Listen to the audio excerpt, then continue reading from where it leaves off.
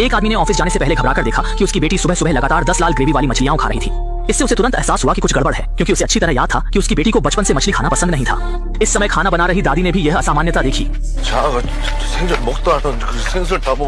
어저께 밤에 자네가 자고 있는 게 내가 다 들었어. 옆집 할매한테. शुरुआत में जोंगजू ने सोचा कि उसकी बेटी का मन कर रहा होगा, इसलिए उसने इसे दिल पर नहीं लिया। लेकिन जब वह शाम को काम से घर आया तो उसने पाया कि उसकी बेटी किसी और की तरह लग रही थी। उसने बस इतना पूछा कि क्या उसने होमवर्क पूरा किया है, लेकिन यह सवाल करते ही बेटी गुस्से से भर गई और उसे डांटने लगी। मैं रोने के लिए मशहूर हूँ, मैं हूँ।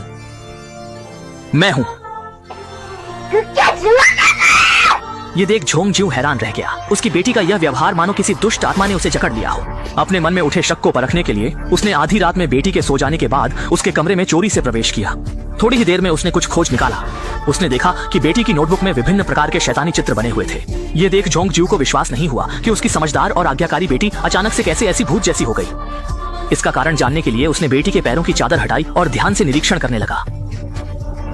जैसा कि उसने सोचा था, उसने देखा कि बेटी की जांघों पर अजीब तरह के फफोले उगाए हैं। जब वह इस बारे में उलझन में था, तभी बेटी अचानक जाग गई और अपने पिता को एक बुरा व्यक्ति समझने लगी। मैं भी इसका सामना कर चुका हूँ, मैंने मदद की है। बेटी के सवालों का सामना करते हुए जोंगजू को समझ नहीं आया कि कैसे समझाए, और बेटी फिर से उत्तेजित हो गई।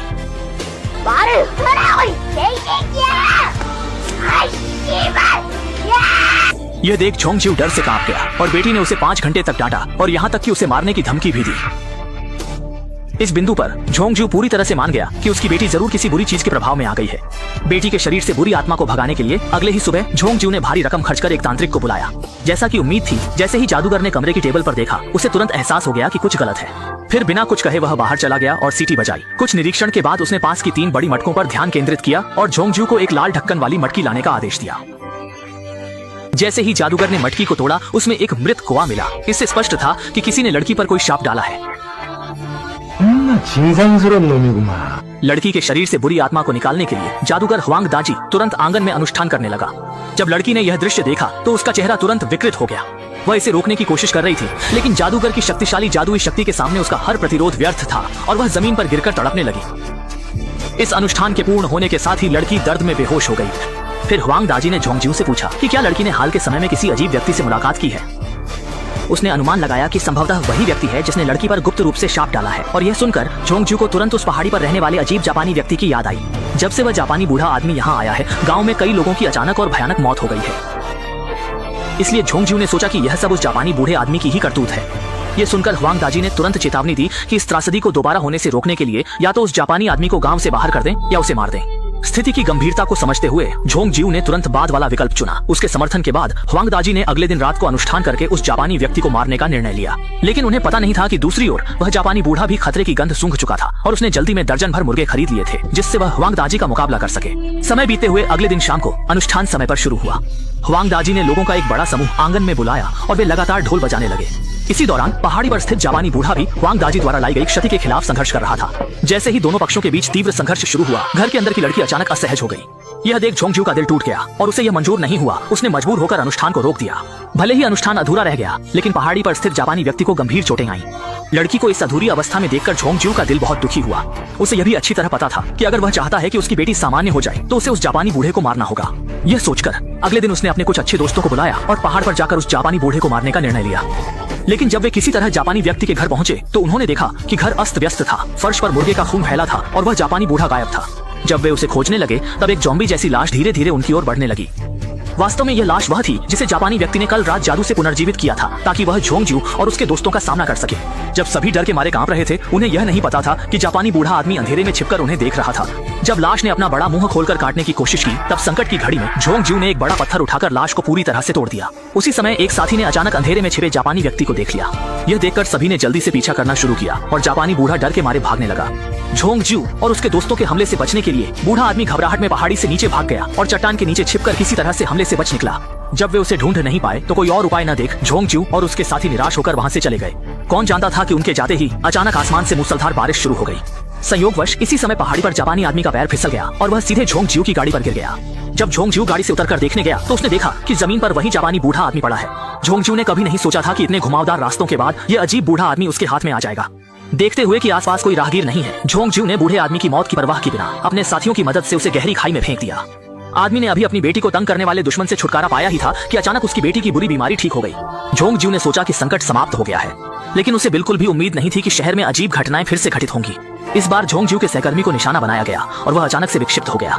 अंत में धुंधली चेतना की स्थिति में उसने अपनी पत्नी, बच्चों और परिवार को निर्दयता से मार डाला।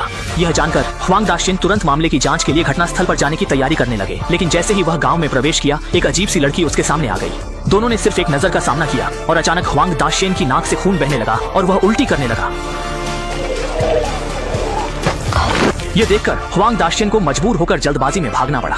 ये स्पष्ट था कि इस अजीब लड़की के पास भी जादू करने की शक्ति थी और वह लड़की के सामने बिल्कुल भी टिक नहीं सकता था। अपनी जान बचाने के लिए ह्वांग दाशिन को अपने सारे सामान के साथ शहर छोड़ना पड़ा, लेकिन जैसे ही वह रास्ते में था, अचानक लाखों पतंगे उसकी कार की विंडशील्ड पर जान जोखिम में डालकर टूट पड़े। इस पर उसने तुरंत अपनी कार को सड़क किनारे रोक दिया, लेकिन जब वह नीचे उतरा तो देखा कि पतंगे अचानक गायब हो गए थे और विंडशील्ड भी पूरी तरह से साफ थी। तभी ह्वांग दाशिन को एहसास हुआ कि पतंगे उसकी भागने की कोशिश को रोक रहे थे। लाचारी में उसे फिर से उसी स्थान पर वापस जाना पड़ा। इसके बाद उसने झोंग ज्यू को फोन करके कहा कि वह तुरंत वापस जाकर अपनी बेटी का ध्यान रखे, क्योंकि उसकी बेटी खतरे में है। और उसने कहा कि उसने अपनी कमजोर नजर से गलत भविष्यवाणी देखी थी। वास्तव में वह जापानी बूढ़ा निर्दोष था और वही सफेद कपड़े वाली अजीब लड़की ही इस सब के पीछे का असली अपराधी थी।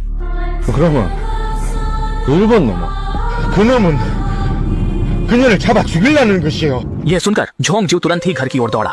जैसा कि उम्मीद थी, कमरे में उसकी बेटी सचमुच रहस्यमय तरीके से गायब हो गई थी। ये सोचते हुए कि ह्वांग दाशिन ने पहले कहा था कि वही सफेद कपड़े वाली अजीब लड़की ही असली अपराधी है, इसलिए झोंग ज्यू चारों ओर उसकी तलाश करने लगा।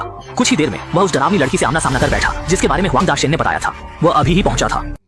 वह अपनी बेटी के ठिकाने के बारे में पूछने ही वाला था जब लड़की ने उसे चेतावनी दी कि झोंग ज्यू कभी वापस न जाए, नहीं तो उसका पूरा परिवार दुखद मौत मरेगा। इस बात से झोंग ज्यू को फौरन उलझन महसूस हुई। वह समझ नहीं पा रहा था कि वह घर क्यों नहीं जा सकता। तब महिला ने बताया कि पहले उसने जिसे खाई में धक्का दिया था, वह जापानी व्यक्ति मरा नहीं था, क्योंकि वह अमर शरीर वाला राक्षस है। उसकी बेटी को राक्षस ने मानसिक रूप से नियंत्रित करके गायब कर दिया था और वह यहाँ इसलिए है ताकि राक्षस के आने का इंतजार कर सके।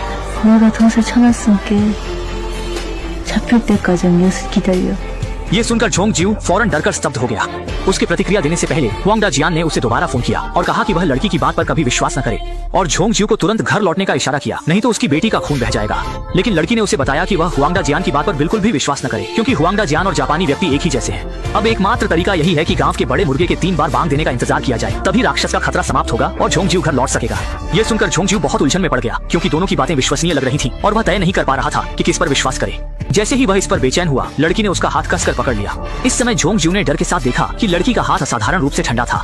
उसने तुरंत समझा कि उसके सामने खड़ी लड़की ही असली राक्षस है और इसी कारण उसने दृढ़ता से ह्वांग दाजियान पर विश्वास करने का निर्णय लिया। वह बिना समय गवाए घर की ओर तेजी से बढ़ चला। लेकिन झोंग ज्यू को यह नहीं पता था कि उसकी बेटी पहले ही घर पहुंच चुकी थी और वह भूखे भूत की तरह फ्रिज से खाना निकालकर खाने लगी। जैसे ही परिवार अचंभे में था, लड़की ने मेज पर रखी फलों की चाकू की ओर देखा। जब झोंग ज्यू घर लौटकर आया, तब तक सब कुछ बहुत देर हो चुकी थी। घर के अंदर पहले ही खून की नदी बह रही थी। परिवार के सदस्य खून में लथपथ पड़े थे और लड़की जमीन पर बैठकर चुपचाप आंसू बहा रही थी। वह समझ नहीं पा रही थी कि उसने सब कुछ इतनी स्पष्टता से बताया, फिर भी झोंग ज्यू ने उस पर विश्वास क्यों नहीं किया। उसी समय पहाड़ी पर मौजूद जापानी व्यक्ति पूरी तरह राक्षस में बदल गया। अगले दिन जब ह्वांग दाजियान झोंग ज्यू के घर पहुंचा तो उसे कोई आश्चर्य नहीं हुआ, मानो यह सब उसके अनुमान के अनुसार था।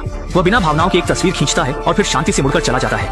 असल में ह्वांग दाजियान शुरुआत से ही जापानी व्यक्ति के साथ मिला हुआ था। वह जापानी व्यक्ति को घटनास्थल की तस्वीरें प्रदान करने की जिम्मेदारी निभा रहा था और जापानी बूढ़ा व्यक्ति लोगों को नुकसान पहुंचाने के लिए जादू का इस्तेमाल करता था, जबकि ह्वांग दाजियान केवल धन के लिए ऐसा कर रहा था। पहले ह्वांग दाजियान ने जो भूत भगाने की रस्में की थी, वह भी केवल दिखावा था। उस समय जापानी व्यक्ति दर्द महसूस कर रहा था, क्योंकि रहस्यमय लड़की छुपकर उसके साथ लगातार संघर्ष कर रही थी। वास्तव में रहस्यमय लड़की ही असली अच्छी इंसान थी, लेकिन झोंग ज्यू ने उस पर विश्वास नहीं किया और ह्वांग दाजियान की बातों पर भरोसा किया, जिसके परिणाम स्वरूप परिवार का विनाश हो गया और इसी के साथ फिल्म का अंत होता है।